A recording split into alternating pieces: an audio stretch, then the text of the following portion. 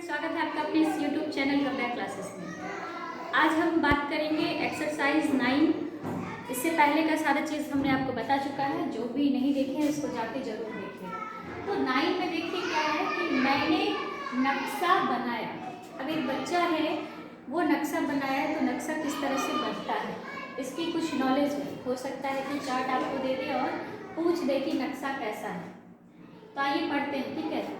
सुखदा खुशी से कूदते फांदते स्कूल से घर लौटी। घर आते ही अपनी कॉपी निकालकर सबको दिखाया, मैडम आज सुखदा के घर आएगी, यह खुशी की बात है। मैडम ने आज स्कूल में सभी बच्चे को नक्शा बनाने का कार्य दिया था। मैडम ने पूछा था, बच्चों स्कूल से आपके घर कैसे पहुंचते हैं? नक्शा बनाया, दिखाया। सुखदा ने अपने घर पहुंचने का नक्शा इस प्रकार बनाया। मैडम ने सबके घर जाने की बात की थी। सुखदा का बनाया हुआ नक्शा, ठीक है, ये देखिए सुखदा का बनाया हुआ नक्शा उसने बनाया है। सुखदा का यहाँ घर है, ठीक है। उसके बाद रास्ते में उसको क्या क्या पड़ता है, एक मंदिर पड़ रहा है, नदी पड़ रहा है, ठीक है, पेड़ है, मंदिर है। तो ये सारा चीज उसने नक्शा के द्वारा बताया है। यहाँ पे देखिए पिक्चर दिया हुआ है, पिक्चर के बाद इसका नेम है। आप लोग अपने SCERT बुक में देखिएगा, एकदम क्लियर होगा, ठीक है। इस बुक्स में ये पिक्चर क्लियर होगा, इसमें क्लियर नहीं PDF में आ पाया। चलिए, नक्शा बताते समय रामू काका की दुकान और बलदेव काका की दुकान दर्शाने में सुखदा सोच में पड़ गई। उसने दो एक जैसे डिब्बे बना दिए, मगर बलदेव काका तो सब्जी बेचते हैं, रामू काका लकड़ी का सामान। अब उसके पास समस्या है कि एक सब्जी बेच रहा है, एक लकड़ी, दोनों तो दुकान है, दुकान का सिंबल तो उसने दे दिया। अब देखते हैं हमारा राज्य हमारा जिला। अगले दिन कक्षा ने मैडम बिहार का नक्शा ले आई, जो इस प्रकार था। अब देखिए ये नक्शा है बिहार का, तो आप इस चीज को एकदम ध्यान दीजिएगा।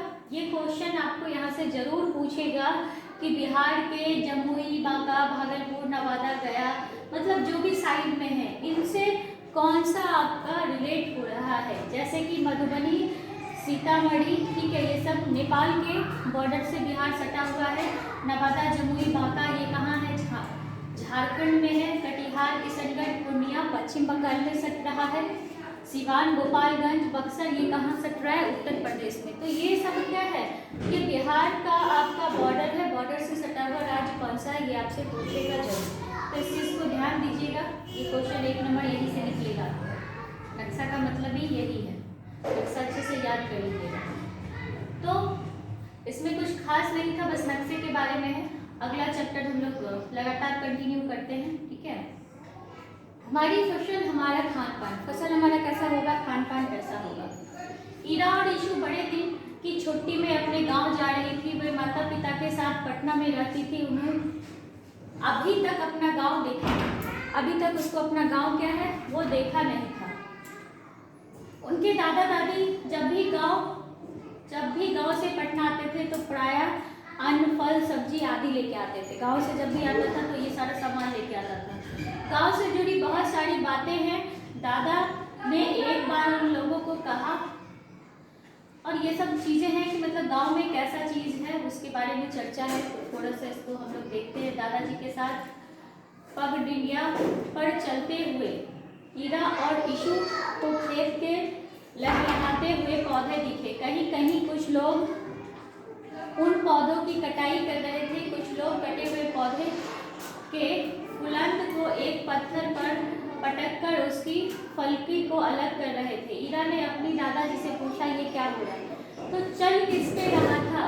चल रहा था पंगडियों पर, ठीक है, वो जो आड़ी बनता है ना, मिट्टी को बीच में ऐसे ऊंचा करके उसी को बोलते हैं, ठीक है। तो एक पैड़ी का रास्ता रहता है खेत के अंदर जाने का।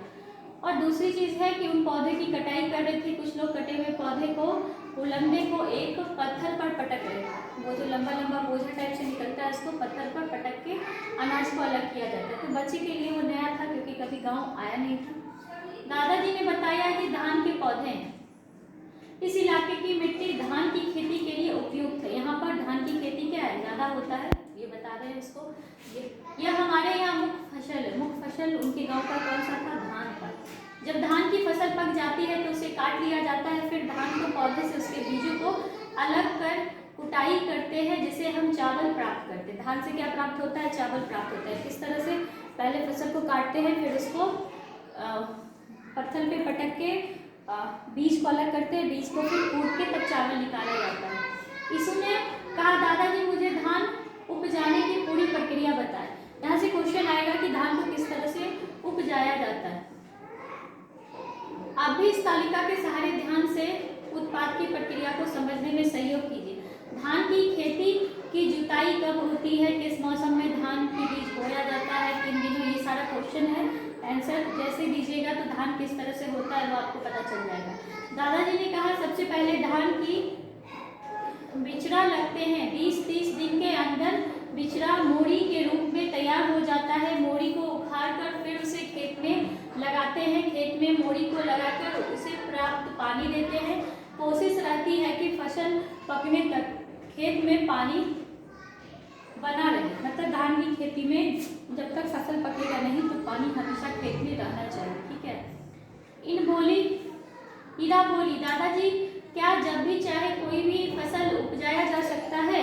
दादाजी ऐसा नहीं है। ठीक है। कुछ फसल वर्षा ऋतु में लगाई जाती है तो कुछ सर्दी में। अब तो सिंचाई में इतने सारे साधन हो गए हैं कि गर्मी में भी कुछ फसल लगाई जा सकती है। तो अब यहाँ पे आपको दिया हुआ है कि सर्दी में कौन सा, गर्मी में कौन सा, बरसात में कौन सा फसल होता है। कुछ तालिका आप छाट के कर लीजिएगा। बरसात में लगाई जाने वाली फसल को खरीफ फसल कहते हैं, जबकि सर्दी में लगने वाली फसल का नाम दिया हुआ है। फिर गर्मी में लगने वाली फसल का नाम दिया हुआ है, उसको किस नाम से जाना जाता है। तो तीनों नाम आपके लिए क्या है? बहुत ही इंपॉर्टेंट है। तीनों नाम को पढ़ लीजिएगा, याद कर लीजिएगा। यीशु ने कहा क्या सभी स्थान पर एक ही तरह की फसल उपजाया जा सकता है? नहीं, अलग अलग जगहों पे क्या होता है? अलग अलग फसल उगते हैं। अब देखिए नीचे बने नक्शे को देखते हैं, पता चलेगा कि अपने राज्य में किस जिले में कौन सी फसल मुख्य है। अब यहाँ पे देखिए दिया हुआ है संकेत केला। केला कहाँ है? वैशाली जिला में ज्यादा आपको उपजाया जाता है। इसी तरह से धान कहाँ पे है? ठीक है, भागलपुर में है, रोहतारा में है। इस तरह से ये सारा चीज दिया हुआ है और कहाँ किस चीज की उपज है उसको आप लोग देख के याद कर लीजिएगा। ये बहुत इंपॉर्टेंट है, पूछ देगा इस राज्य में सबसे मुख्य फसल कौन सा है। ठीक है। अब देखिए यहाँ पे दिया हुआ है अपने साथियों के साथ अपने आसपास के गाँव और फसल, ये बच्चों के लिए करने का है। ठीक है। अब आते हैं खान पान पर अपने परिवेश का प्रभाव बना रहता है। ठीक है। हम लोग जैसा खान पान करते हैं वैसा हमारा क्या होता है? परिवेश बना रहता है। ये देखिए कुछ खान पान है अलग अलग तरीके के। ठीक है।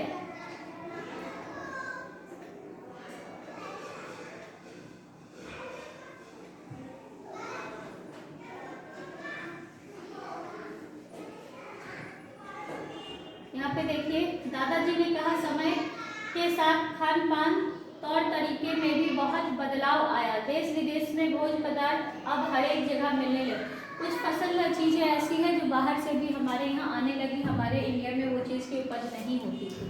ठीक है। इरा सोच में पड़ गई, सही है।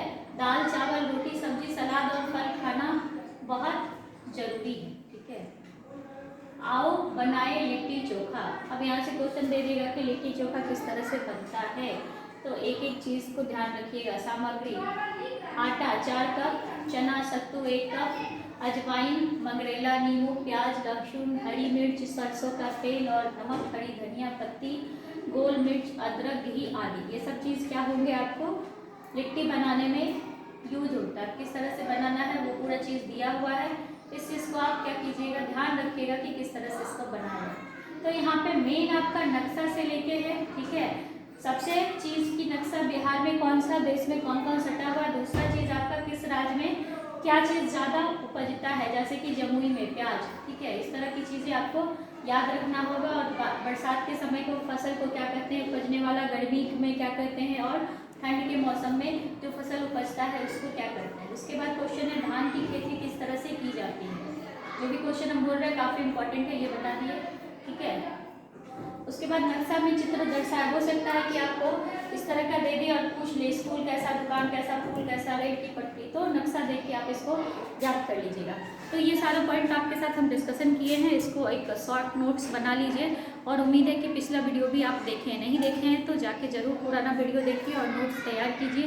ये बहुत ही इंपॉर्टेंट है आप लोग के लिए। जब तक कि आपका नोटिफिकेशन आता है तब तक ईवीएस कंप्लीट करने की कोशिश करेंगे, ताकि जैसे ही सिलेबस आए आपको क्या हो जाएगी, आसानी हो जाएगी, क्योंकि ये तो एकदम फाइन आउट है, ये आएगा ही आएगा, इसमें नो डाउट, आप लिख लीजिए। तो चलिए, जो भी अभी तक मेरे इस चैनल को सब्सक्राइब नहीं किया वो इस चैनल को सब्सक्राइब कीजिए, बेल आइकन को दबाइए और अपने दोस्तों के साथ इसको शेयर कीजिए। Thank you.